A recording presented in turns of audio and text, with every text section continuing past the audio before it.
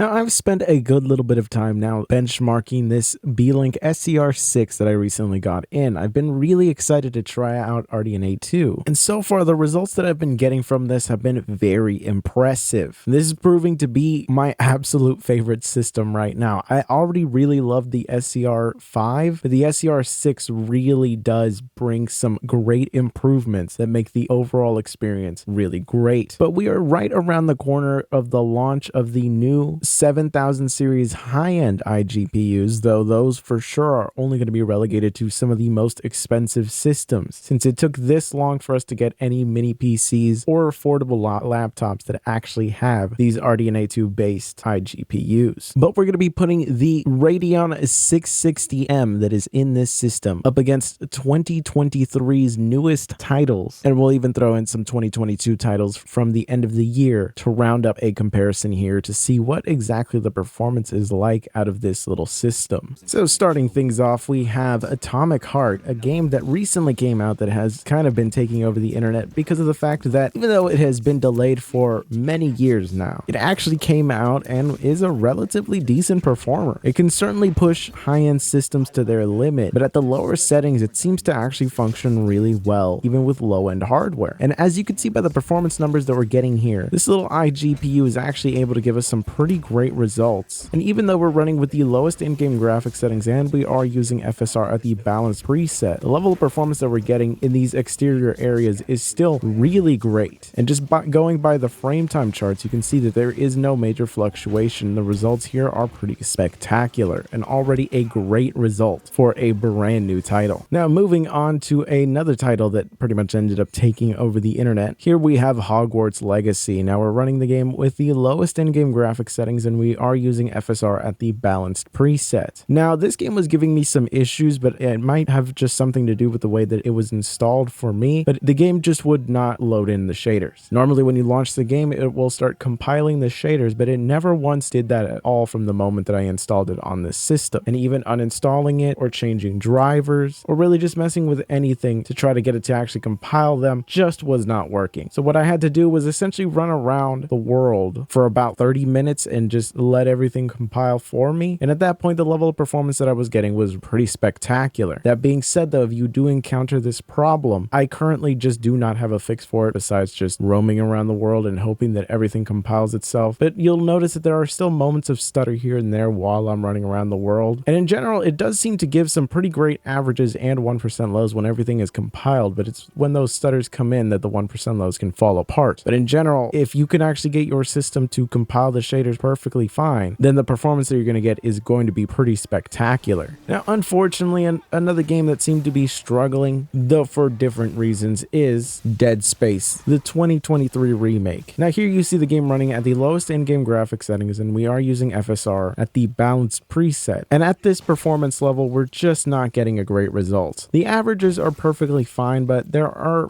very frequent stutters as you're roaming around the world, though it seems to be a very common thing within this game itself. But in general, the level of performance out of this isn't remarkable, though it's still the best result that I've seen so far out of an iGPU, and the game itself is actually pretty playable, especially since the SER6 actually does let you adjust how much VRAM you have allocated. So I actually have it just fully allocating 4 gigabytes because that is what you need to actually get the game to run. Once you can get it to launch, the level of performance that you get out of here is decent enough, but it's nothing remarkable. The 1% lows are really the biggest disappointment, but once things level off, you can tell by the frame times that everything just smooths out a lot more and you can actually play through the game. So it's not ideal, but it's not a horrible experience by any means. Now taking a look at some games that came out at the end of 2022, here we have Need for Speed Unbound. We are running this with the lowest in-game graphics settings and we are using FSR at the balanced preset. In general, the level of performance that we're getting out of this is decent enough. It wasn't anything remarkable. We weren't hitting anywhere near a 60 FPS range. We were more in the 40s, though even getting 240 was kind of a stretch. But for the most part, the 1% lows are at a decent enough level, and you'll have very little to complain about here. If you want to boost your performance level, you can, of course, always go with a more aggressive FSR setting, but I think that the balance preset is really as low as you should normally go, just because the performance preset almost always ends up coming with some pretty major visual degradation. Now, another game that came out in 2022 is, of course, Overwatch 2, though to say that this was a brand new title is a bit misleading. It's more of an update to an already existing title. And because of this, the level of performance that we actually get out of this is pretty remarkable. But this is exactly the kind of game that I think that a system like this is perfect for. You can get a high refresh rate gaming experience out of this without needing to spend a crazy amount of money on a gaming system. A system like this pretty much lets you get a really great monitor to pair along with this, because you don't need some crazy high-end monitor to actually take advantage of a high refresh rate experience out of this game. And in general, it is a very, very fun experience. And considering that I've been playing this a lot on my spare time, it just gave me an excuse to play it on here. And I was really impressed by the results.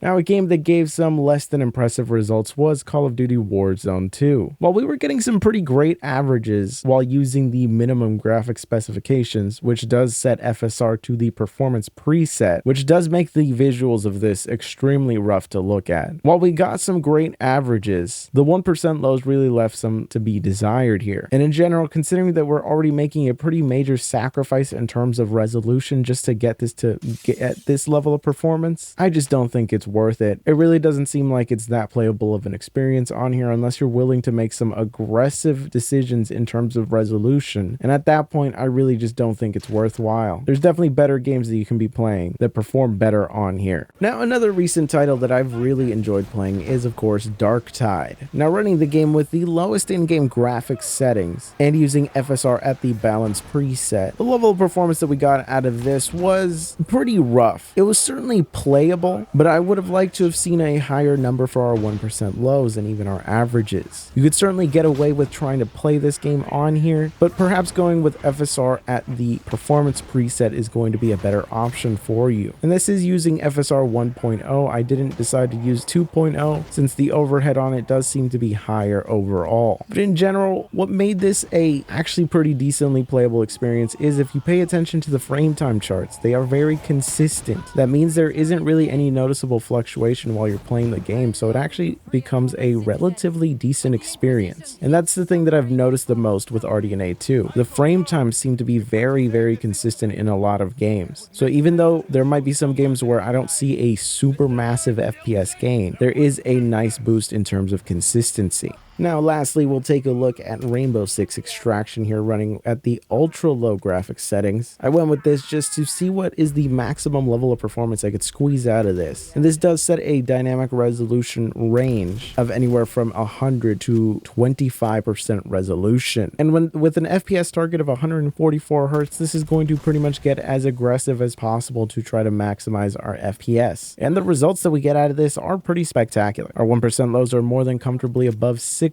Our FPS average is at a range that is going to be absolutely comfortable, and you could just tell by the frame times that this is an absolutely amazing experience. RDNA 2 has really impressed me, especially by its ability to keep up well in some relatively new titles. So I'm going to be very, very excited to continue to test this thing out. But the next video that we're going to be taking a look at is going to be this system with 25 different games. We're going to be doing a massive list of games just to get a general feel. It's going to be a wide variety of different titles, and we're going to see what the results are across the board. And then after that, we are going to be doing a comparison between this system and the SER6. So we're going to be doing a head-to-head comparison in a wide list of games as well, so stay tuned for those. But if you're interested in picking up this system yourself, you can of course check out the Amazon affiliate links down below, and I'll catch you guys in the next one.